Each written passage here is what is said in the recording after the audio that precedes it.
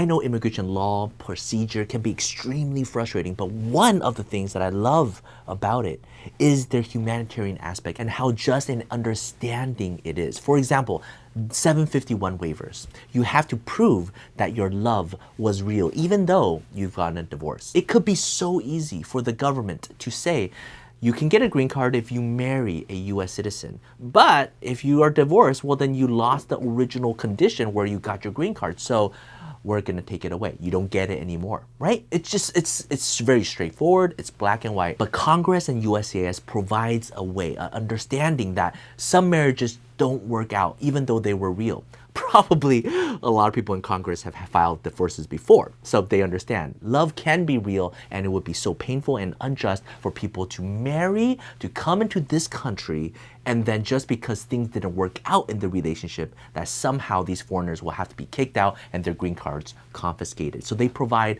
751 waiver. Now, this is so important for this one reason. I get calls all the time from people and say, should I stick in this marriage? It's not working out. In fact, I'm kind of being abused mentally, spiritually, physically.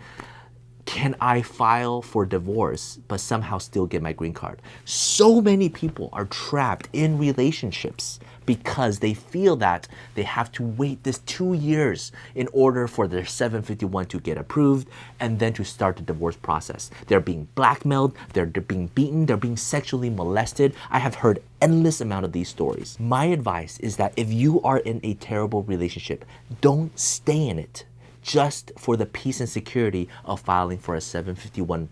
File for the 751 waiver now. File for divorce now. Now, of course, you have to prepare a good case, but that is much easier than suffering an abuse for years and years and years. Here's why. Number one, there's no guarantee that your 751 will be approved. You suffered this 2-year abusive relationship, and then what happens if your spouse then does not file the case with you and they file a divorce? There's always that threat that forces you to have to file a 751 waiver later on anyways. So that's number one. Number two, the more severe the domestic violence against you as the foreigner, the better the chance of your 751 waiver being approved, because there's VAWA, there's all these other things. If there's physical violence, if there's police report, then the chances of it succeeding is even higher. Usually the difficult cases are that there's conflict, they don't seem like it's a good match, they're not talking anymore, they've practically moved out.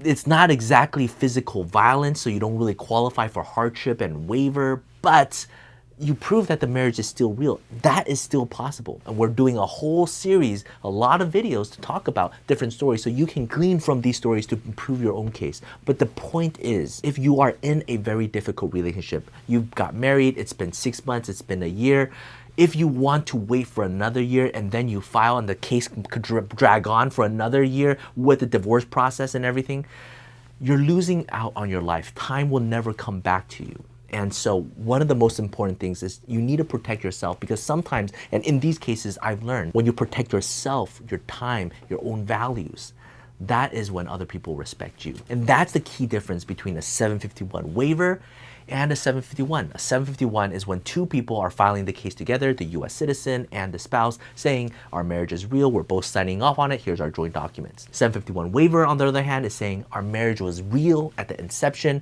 but things didn't work out. Here's the divorce paperwork, here's the final divorce decree. Listen to my story, but because my case is real, I deserve to keep my green card. Please. All right, I hope that was helpful. If you have any questions, feel free to reach out. Take care. Bye-bye.